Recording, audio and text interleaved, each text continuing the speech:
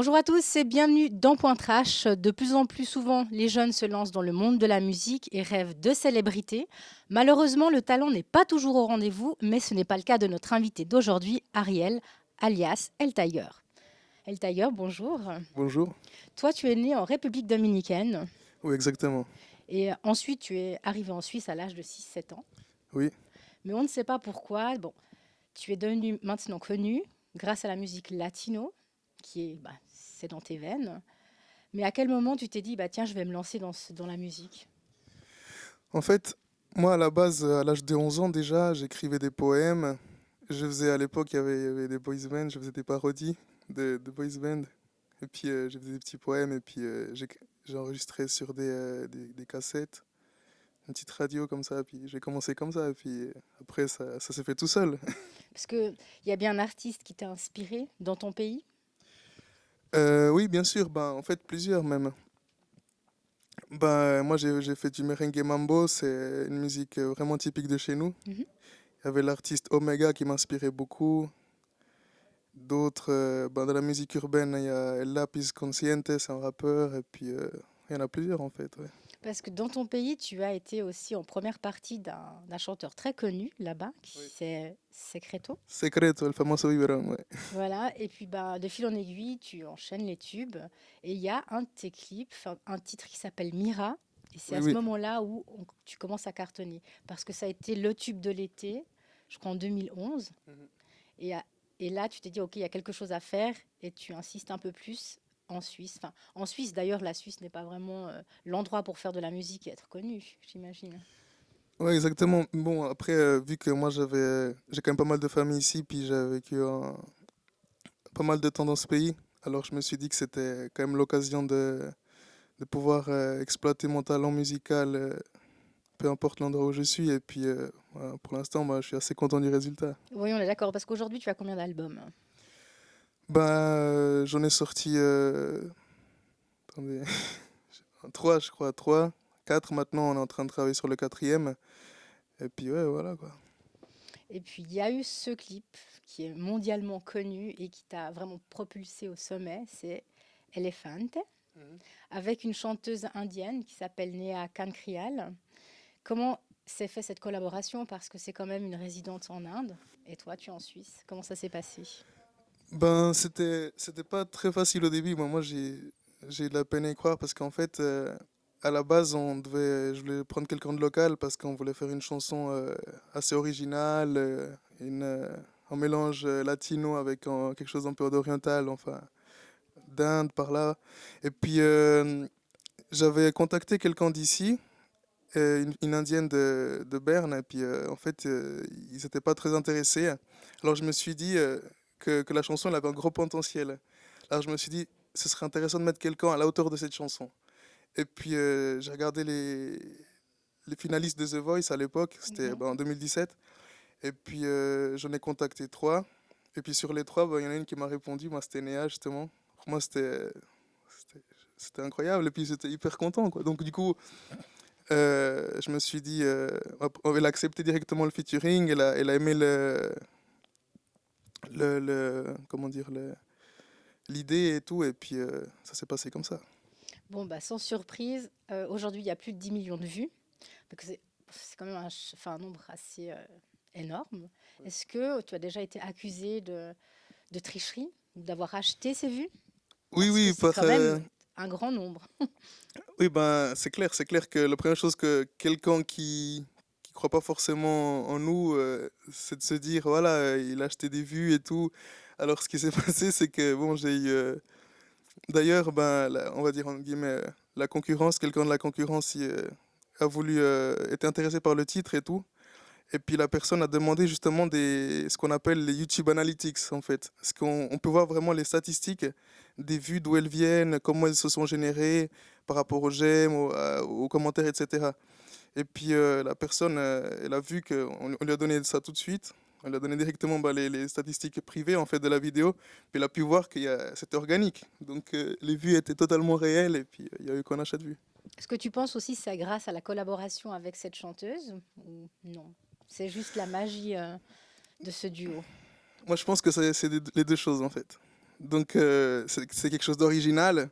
Moi, je faisais écouter ça en République dominicaine, j'ai fait écouter ça à la base avant que ça sorte à des gens d'Espagne, d'ici. Et puis tout le monde, c'était 99,9% d'acceptation hein, avant que ça sorte. Mhm. Donc moi, j'ai lancé le vidéo lyrique.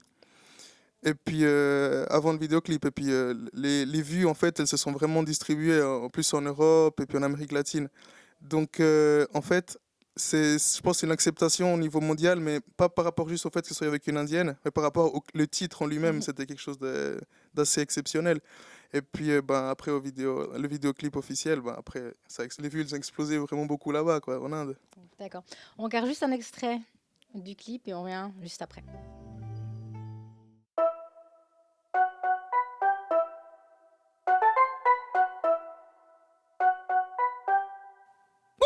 Voy a cantarle si ella se me para y cuando la trompa se me levanta, ella me agarra y me saca pa' bailar, para bailar. Y si sabe, en fin que tú tienes todo, que nunca se te acaban los chavos, que tu gat te corre la voz. Ya sabes que en su lista tú eres el que sigue.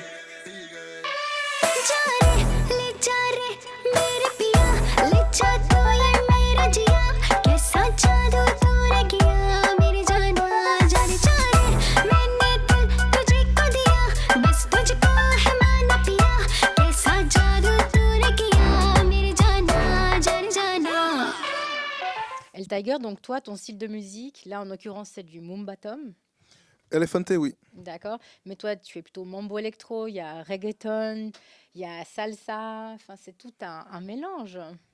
Tout à fait. Je suis ce qu'on appelle assez polyvalent musicalement. C'est-à-dire, dans les styles musicaux, je suis pas enfermé en un seul style. Je Mhm. suis quand même assez. J'arrive à m'adapter à plusieurs styles musicaux différents. Donc en Suisse, c'est toi le latino lover, c'est ça. Sûrement, je fais partie en tout cas. Sinon, l'actualité à proprement parler d'El Tiger aujourd'hui, tu fais partie des 12 finalistes du concours My Coke Music. Oui, Donc ça, c'est un exploit aussi, parce que vous êtes beaucoup, c'est chaque année depuis 2005 ce concours. Je sais qu'à la clé, il y a en tout cas il y a un énorme capitage, il me semble que c'est 50 000 francs, mais avec les coachs, les concerts et puis le suivi. Donc si ça c'est ton but. Mais bon, c'est pour booster la carrière, mais il me semble que la tienne est déjà bien partie.